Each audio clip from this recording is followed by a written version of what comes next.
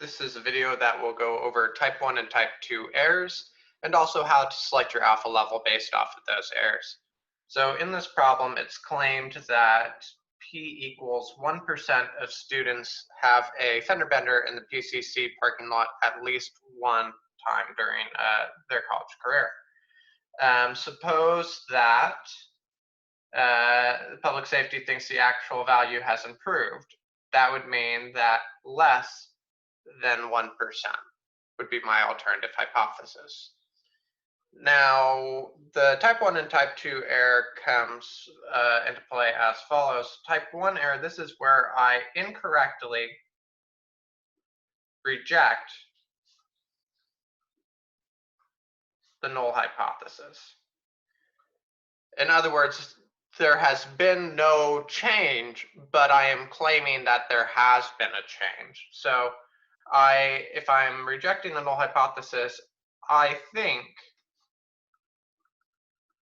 things have improved.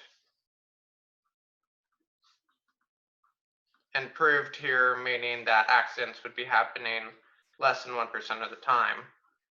But in reality, there is no change.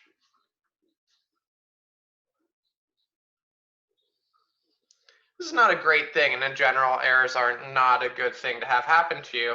So let's see what the other potential error could look like here.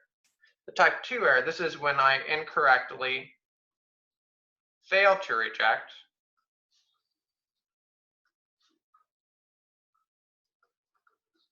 the null hypothesis. Other names for these things, I have a false positive and I have a false negative, if you're used to hearing about these things with medical terminology.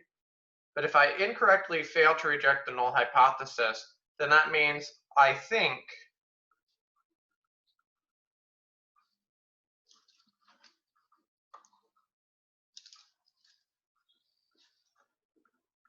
there has been no change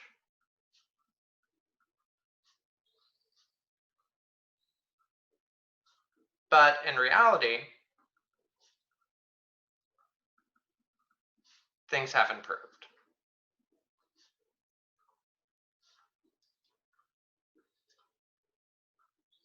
Improved meaning less than 1% for accidents.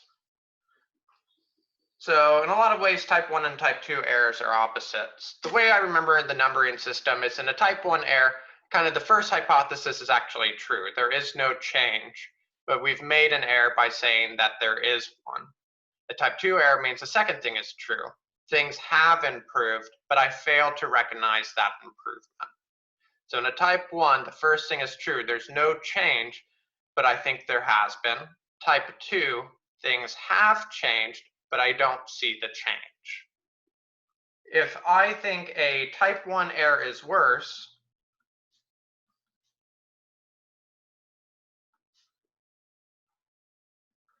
then I use a small alpha, something like 1%. If I think a type 2 error is worse,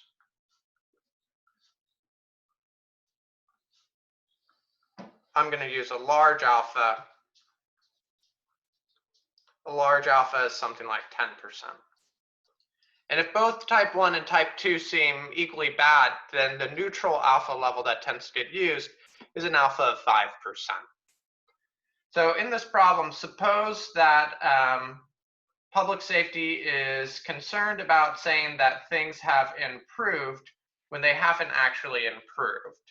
So if they're concerned about saying things have improved when there's actually been no change, well, that sounds like they're more concerned about a type 1 error.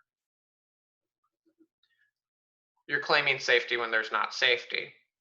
If I think a type 1 error is worse, then for this particular problem, I would want to use an alpha level of 1% or so. So again, type 1 error, first thing is true, but you make a mistake. Type 2 error, second thing is actually true, but you make a mistake. If a type 1 error is worse, in your opinion, use a small alpha. If a type 2 error is worse, use a large alpha.